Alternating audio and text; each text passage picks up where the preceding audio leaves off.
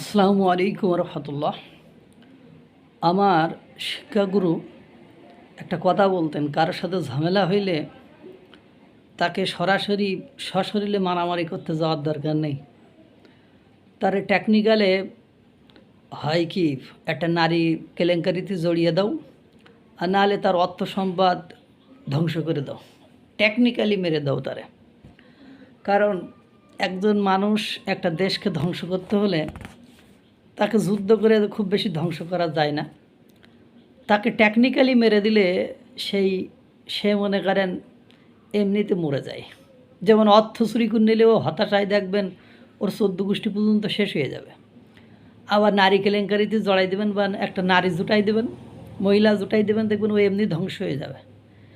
তো এখন কাউকে ধ্বংস করতে হলে, দার্শনিকদেরও এই কথা, কাউকে ধ্বংস করতে হলে তার এই দুটো জিনিস শেষ করে ফেলো, তাহলে দেখবেন ও এমনি ধ্বংস হয়ে যাক।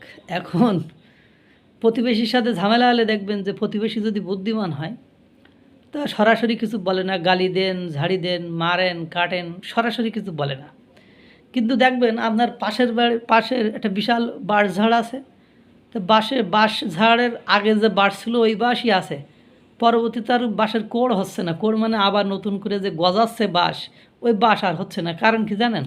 ও বাঁশ যখন হচ্ছে যে একটু ওর মুখে লাথি মেরি দিয়ে আসছে, ওই যে চারার মুখে লাথি মেরে দিয়ে আসছে বা একটা কোপ মেরে দিয়ে আসছে, এই যে বুঝতে পেরেছেন কথা, মানে নিরবঘাতকের মতো। দেখেন আপনার বাড়ি পানিতে ডুবে যাচ্ছে, চারিদিকে সে কী করছে, ওই ব্যারিকেডটা দিছে, আপনার পানি বের হওয়ার আর লাইন নেই, আপনি ডুবে যাচ্ছেন। এই ধরনের ঘটনাই ঘটে। যাই হোক, এখন কথা হলো, আপনারা জানেন যে বাংলাদেশের অর্থনৈতিক যে সেক্টরগুলো আছে তার মধ্যে অন্যতম সেক্টর হলো বস্ত্র খাত।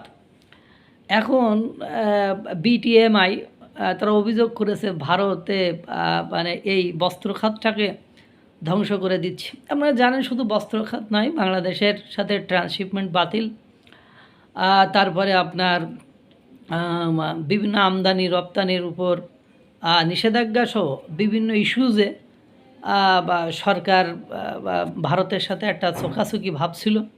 এখন ভারত কী করছে, নীরবে মনে করেন অ্যাকশানে যাচ্ছে এবং নীরবে মনে করেন এমন কিছু কর্মকাণ্ড ঘটনা ঘটাই দিচ্ছে যেগুলো বাংলাদেশের জন্য একটা বিপদের কারণ হয়ে যাচ্ছে। তারই একটা নমুনা হলো বস্ত্র খাত ধ্বংস।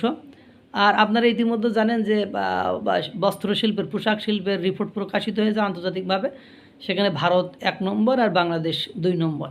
এখন কথা হলো, ভারত এমন ট্যাকটিক্স বা এমন পদ্ধতি ব্যবহার করেছে, হয়তো বা অদূর ভবিষ্যতে আমাদের এই পজিশনটা আমরা হারিয়ে ফেলতেও পারি। চীন ওদিক থেকে ইতিমধ্যে যুক্তরাজ্যের সাথে চুক্তি করে ফেলেছে পোশাক শিল্পের।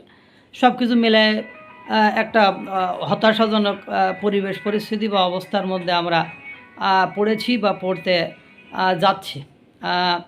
যেমন আমি কালকে বিটিএমআইয়ের এর একটা সেমিনার দেখলাম, সেখানে ওই বক্তাদের বা ওখানে সভাপতি সহসভাপতি যারা আছে তাদের বক্তব্য শুনে বুঝলাম যে বাংলাদেশের বস্ত্রশিল্প ধ্বংসের পায়তারা চলছে বা প্রায় ধ্বংস হয়ে গিয়েছে। ওনারা বলছেন, ওনারা বিভিন্ন বক্তা সভাপতি সহসভাপতি তাদের বক্তব্যগুলোই আপনাদেরকে একটু তুলে ধরি, তাহলে আপনারা বুঝতে পারবেন যে তারা কোন ধরনের বিপজ্জনক পরিবেশ পরিস্থিতিতে রয়েছে। তারা বলছে, সম্প্রতি তুলা আমদানিতে আরোপ করা 2% আগাম কর বাতিলের দাবিতে এই আয়োজন, মানে বস্ত্রকাল মালিকদের সংগঠন বিটিএমের দীর্ঘদিন ধরে চলা সংকট তুলে ধরে বক্তারা বলছে আগামী সোমবারের মধ্যে এই সিদ্ধান্ত প্রত্যাহারের জোর দাবি জানান। মানে আবার নতুন করে তাদের উপর কর চাপানো হয়েছে। আমাদের মাধ্যমে ব্যাংক থেকে লোন নিয়ে অ্যাডভান্টেজ নিতে যাওয়ার জন্য এই পায়তারা। আমি মনে করি, একজন বক্তা বলছে, আমি মনে করি এনবিআর বা সরকারে যারা এর সাথে জড়িত তারা একটু বিবেচনা করবেন, না হলে আমাদের সেক্টর আসলে টিকে থাকা কঠিন।